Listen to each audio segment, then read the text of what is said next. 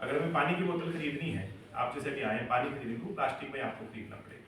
दूध की थैली लेनी है तो वो थैली में आपको आएगी। चिप्स लेनी है, कुरकुरे लेनी है, बिस्किट लेना, तो आजकल मैक्सिमम चीज़ें वही है। लेकिन हमें उसमें प्रयास करना है कि क्या हम उसका जो जो उसको निस्तारण करते हैं वो हम व्यवस्थित करने लगते हैं। इतना सा हम दिमाग लगाएंगे तो उपयोग के साथ हम उसका निष्पादन भी बढ़िया से कर सकते हैं। तो इसमें हमने क्या किया, एक प्रयास किया, तो हमारा एक प्लास्टिक मुक्त जागरूकता अभियान हमने चलाया। उसमें हमने क्या किया, बच्चों को उसमें वो लिया, उनको साझेदार किया और बच्चों के माध्यम से हमने ये बताया कि भाई बच्चे जाके वहाँ प्लास्टिक की जो दुकानें हैं या जो परचूनी की है, तो वहाँ पर वो जाके कहते हैं आप ये चीज़ें कम करें, हम आपसे खरीदेंगे नहीं। हमने यहाँ पर एक जागरूकता का झोला एक कार्यक्रम चलाया था। उसमें जो जैसे घरेलू महिलाओं से साड़ियाँ भी लेते थे, तो साड़ियों को हमने यहाँ पर नीचे जो महिला अपने पंचायत देखिए वहाँ सिलाई को सिखाने के रूप में जो पुरानी साड़ियाँ थी उससे थैला बनाना सिखाते थे और उन थैलों को हमने घरों तक पहुँचाया। मुश्किल से 5 रुपये का थे।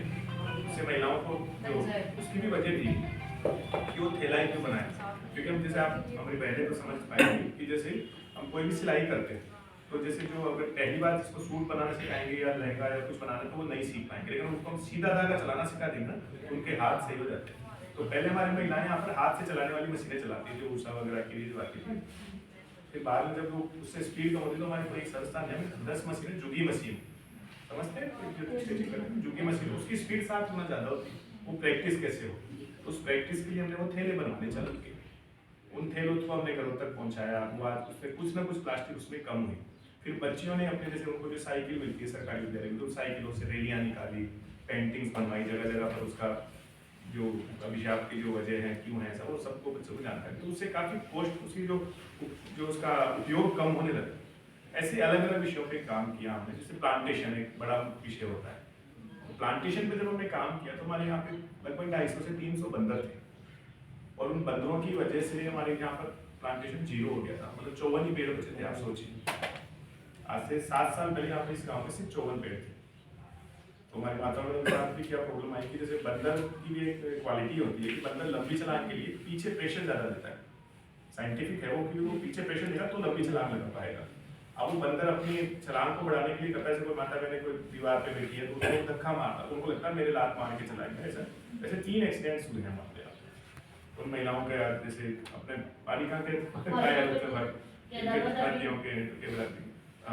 बनी होती थी, तो ऐसे मैटर हुए। तो जब मैं सरपंच नहीं था तो हमने सरपंच साहब से निवेदन किया कि भाई बंदरों को हम निस्तारण करें, इनको कैसे न कैसे यहाँ से शिफ्ट करवाएं।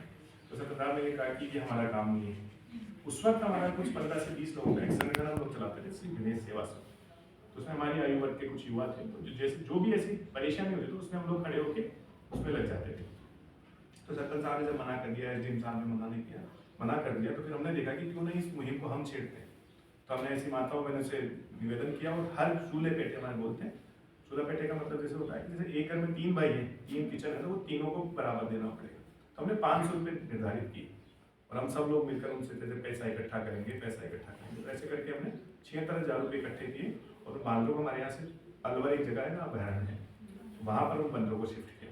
फिर उसके बाद में प्लांटेशन की मुहिम हमने चलाई और उसमें भी हमने उसको नाम दिया हरित जागरूकता अभियान। 8 मार्च 2020 को हमने शुरुआत किया। हमने माताओं ने स्टार्ट किया, महिला दिवस की थीम होनी चाहिए। हरित जागरूकता अभियान में महिलाओं ने अपने हाथ में शपथ ली कि मेरे घर में चाहे मैं एक ही पौधा लगाऊं, लेकिन मैं पौधा लगूंगा। अधिकतर हम देखते हैं अगर 5-7 साल पुराने जाते तो महिलाएं प्लांटेशन में ज़्यादा उनका रहता नहीं था, पुरुष लगाते थे। ये प्लांटेशन का कुछ ऐसा था, वो चीज़ों में महिलाएं करती थी।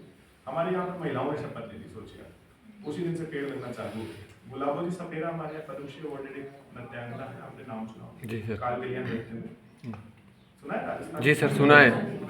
वो हमारे यहाँ उसमें मुख्य अतिथि थे। हमारे महिला दिवस जो भी मनाते हैं ना उसमें जो गेस्ट रखते हैं वो भी ऐसे रखते हैं कि हर फील्ड से, कोई सांस्कृतिक क्षेत्र से, कोई डिफेंस से है, कोई अपनी चिकित्सा से है, तो ऐसे हम गेस्ट बुलवाते हैं।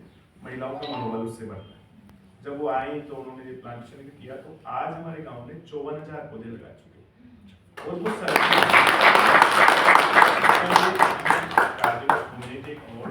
भारत में दिया जाता है, वो हर साल 10 लोगों को मिलता है। आप नेट पे सर्च भी करेंगे तो उस साल जब हमें अवार्ड मिला काजल में, तो उसमें नाना पाटेकर जी हमारे 10 लोगों में थे, जिसमें मैं था। उसके साथ साथ मनोज मुंसिर थे और गुजरात के बंसी गौशाला के ऑनर को बाद में सुधारिया वो थे, एक अपने विजय भटकर जी थे जिन्होंने पहला सुपर कंप्यूटर बनाया। तो ऐसे 10 लोगों में हमारा चयन हुआ और फिर उसी के साथ साथ जैसे जब अगला जो महिला दिवस आया ग्रीनरी के लिए काम किया, अगले में हमने थीम रखा स्वच्छता में नारी की भागीदारी। अब स्वच्छता में भी क्या होती है, महिलाएं कहाँ सफाई करती है, अपना किचन सब कुछ करती है। तो हमने इस दिन वो मैं सिर्फ इतना सा इनसे शपथ दिलवाई कि मैं अपने घर के भीतर और बाहर की सफाई की मैं जिम्मेदारी लेती हूँ।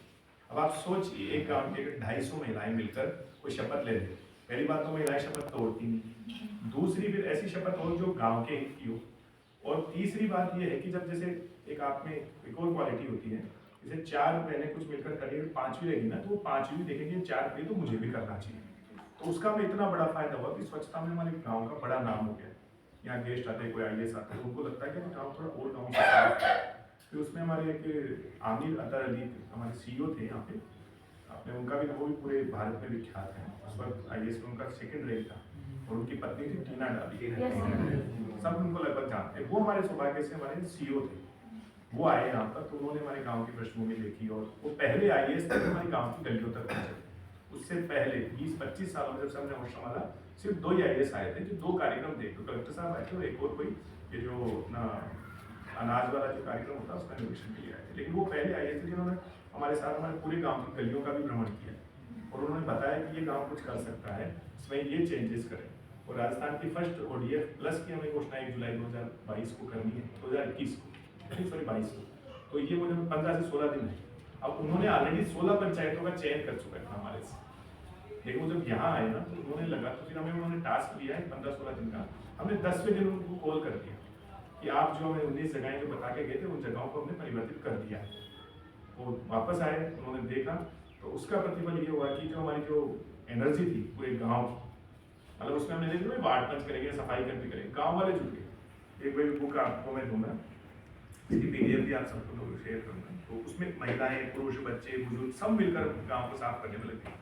उनको सिर्फ इतना सामने कहा था कि ये अगर हम कर लिया तो राजस्थान में किसी न किसी चीज़ में हमारा एक पहचान मिल सकती है, और उसका प्रतिफल इतना सौभाग्यवश इतना अच्छा रहा कि हम राजस्थान की पहली ODF प्लस बनाए, ODF प्लस पंचायत बने, और वो राजस्थान पत्रिका जो हमारा सबसे बड़ा पखवार, उसके मेन पृष्ठ पे जावता का नाम पहली बार छापा गया। अब आप सोचिए किसी गाँव, अभी आप अब सब किसी ने गाँव से जुड़े होंगे, आपके गाँव का नाम पेपर के मुख्य प्रश्न में, तो आपको कैसी अनुभूति होगी। तो वो जो दिन था वो इतना बेहतरीन दिन हमारे लिए साबित हुआ। उसके बाद गाँव वालों को लगने लग गया कि ये जो कर रहा है ना, कुछ तो बेहतर कर रहे हैं। तो उसके बाद हमारे गांव में ऐसे ऐसे परिवर्तन आए, जो हमने जो भी मुहिम छेड़ी, जो भी हमने टास्क लिया, वो सब टास्क अच्छे से पूरे हुए। और फिर हमने नए नए टास्क चले, जैसे अभी हमारा एक प्राकृतिक खेती का है, कल राज्यपाल जी का आने का है, तो मतलब हर टास्क यहाँ पर विशेष पूरा होते हैं। ये देखिए राजस्थान मेन प्रश्न गावता का नाम चल, तो गाँव वालों को लगा कि अब हम कुछ ना कुछ करके दिखाएंगे। तो आपसे भी मेरा यही निवेदन है कि जो सरपंच होता है ना, सरपंच, और मैं जैसे सरपंचों के साथ हम लोग बैठते हैं तो मैं उनको इतनी सी बात कहता हूँ कि ये जो वोट है ना, इसको वोट नहीं होते हैं, हमें कुछ वोट देके नहीं देता, हमें अपनी अपेक्षाएं देते हैं। वो देखते हैं कि शायद इस बार ये बनेगा कि हमारी आवाज़ सुने।